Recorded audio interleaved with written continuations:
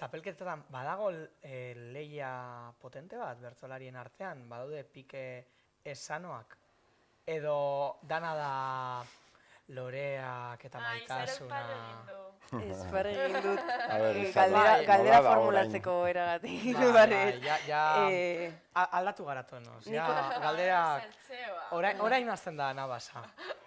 Nik oso konplizitatetik bizi izan dut, badakit ez erresta ideala eta inon ez dira guztia loreak, baina oraingoz eskolartekoan bai bizi izan dut oso konplizitate handia eta holtzan egon albokoarekin eta kantatzea duanean aupa esan eta zure atzekoek txalo egin inor ez bezala eta hori egia esan ez dakit orain aldatzen arien gauza bat den eskolartekoan edo hori delako ni esperientzia bakarra dinote, bai bizi izan dut oso laguntasunetik, zorionez. Ez dakit, suposatzen dut beti ez dela izango horrela, baina lehen etzen horrela. Pertsonalki Euskal Herriko finala iritsi eta Gipuzkoarrek elkarrekin bazkaltzen zuten eta Bizkaitarrek aparte. Bueno, baina pike hori nik uste ja... Ez etzen sanoa, etzen sanoa. Ez da sanoa, baina bizitzeko esparru desberdinetan dagoen. Bai, Pike bada. hori gero desagertu zen. Hori gero belaunaldi aldaketekin desagertuz joan zen. Eta arabatarrak nola ez ziren existitzen, ez zuten bazkaltzen. Ez ziren sartut final horietara behintzat, baina nik uste bertsolaritza gero azpitik beti daude gauzatxoak, ezta? Ze azkenean puntuazioak dauden lekuan, Beti da. eta hurrengo fasera pasa edo ez jokoan dagoenean, beti norbaitek sentitzen du injustizi bat egon dela, edo publikoan ere bai, honek merezi zuen eta horrek ez. Hori jokoa dagoenean minimoa beti dago. Baina gure artean nik uste dut lehiaren ezoiko kontzeptua dagola. Lehia dagoen beste jardueratan ikusten dituzun gauzak ez dituzu ikusten gurean. Zuk ez duzu ikusten final batean irabazlea ospatzen saltoka eta galtzailea negarrez. Futbolean ikusten dezun bezala, o saskibaloian, edo ez dakiz zertan. Ez, bertsolaritzan lehiaren kontzeptua beste bada. Ze gauza guztien gainetik talde lana behar da, bertsotan ondo egiteko. Noski bai, ofizio bat ezin duzu egin besteak txarto egiten bat. Besteari zorratzera baldin bazoaz, ez da ondo aterako. Eta gertatu zaizue? Gertatzen da batzutan besteari zorratzea baita nahi gabe ere, ze gu azkenean mugitzen gara nahi degunaren eta aldegunaren arteko eremuan. Beti ez zu esaten nahi dezuna, o ez zera iristen behar bezala esatera, edo ezintasunetik ere kantatzen duzu. Eta igual bidea izten duzu gai batean, ez da?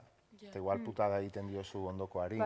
Eta zue... Konstienteki ez, behintzat, klaro. Eta sentitu ez zue egin dizuetela noizik putadaren bat.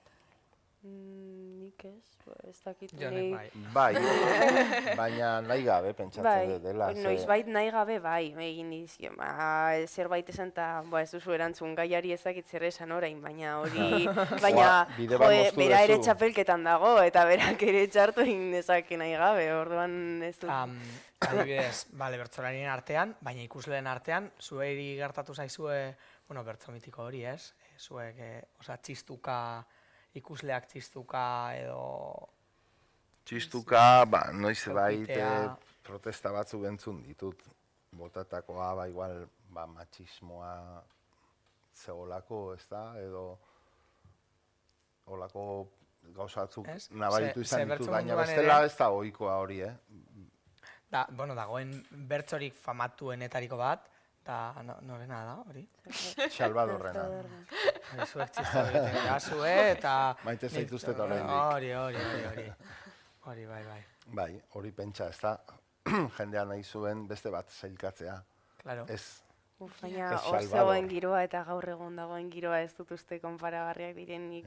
Lehen da biziain leku maskulino, kompetitibo, horrelako leku bat zen ez dut uste. Baina seguru egon diela plaza zaiak, ez? Zein da eukido zuen plazarik zaiena?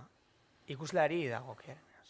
A ber, ni gure perfilagaitik, Gipuzkoako zona askotan kantatzea urtetan kostatu zaigu.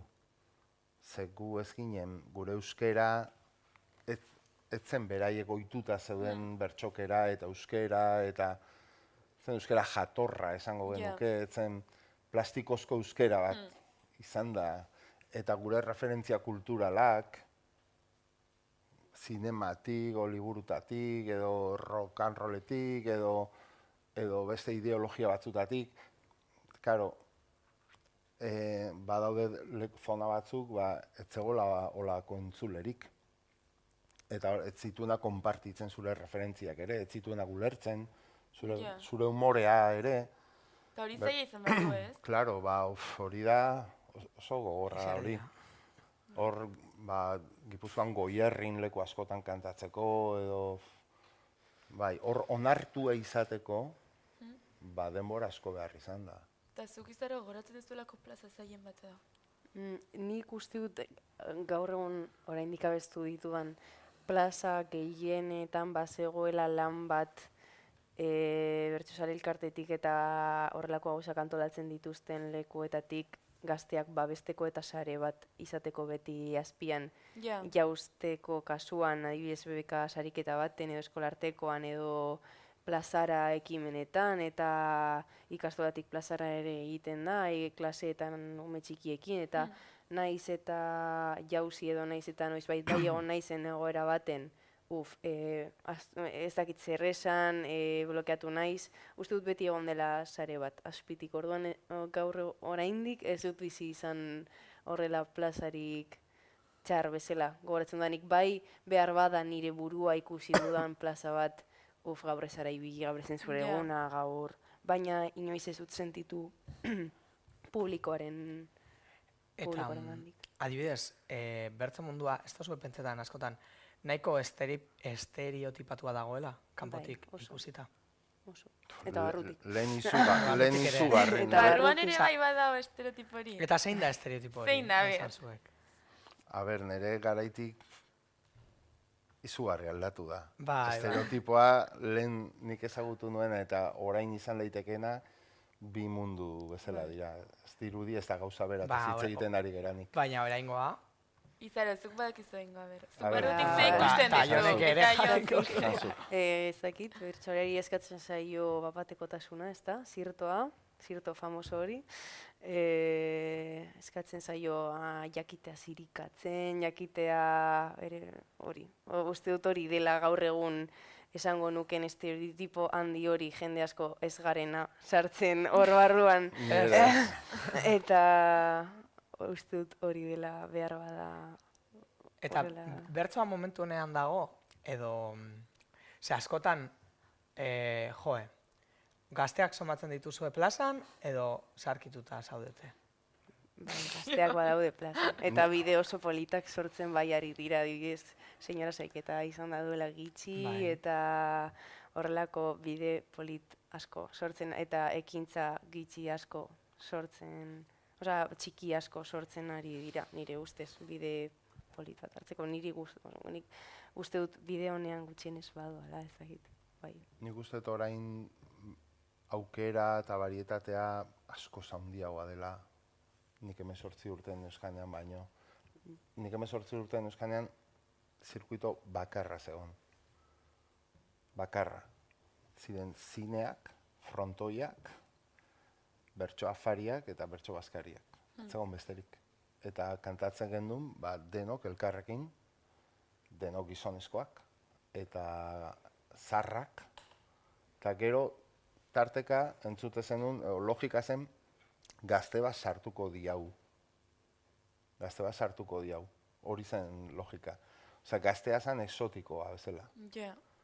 Pentsa, ze estereotipotaz ari nahi zen. Osa, estereotipoa zen gizonezkoa, zarra. Oso euskalduna, oso zirtolaria, oso habilidade ancestral bat, bezala zeukan persona bat. Eta hori zen giroa. Eta tradizioaren zirkuitoa zen. Ez egon bigarren zirkuito bat, gazteena, ez hirugarren bat, ez emakumena, ez gaztetxeena, ez gazte saioak zeuden, 3 edo 4 herritan, pentsa, bertsolari gazteen jaialdia. Eta geunden 8-10 gazte. ni hasi nintzenean, gaztea, niretzat gaztea zen Eguzkitze o Sarasua, ni baino 7 urte zaharragoa ziren, eta hoi ez ziren. Ni baino gazteagorik ez zebilen inor. Ja. Eta gazte bat zen exotikoa. Orain alderantziz da, orain estereotipoa da gaztea, euskalduna, urbanoa, eta exotikoa da tradizionala, landa eremukoa, eta zarraia oso exotikoa da. Zarrak daude, o gaude, 5 edo 6. Sebastian Lizaso, Andoni Egaña, Peñagarikan baita ere, eta gero ja Unai Iturriaga, Maialen, ni, oie gera zarrena gero.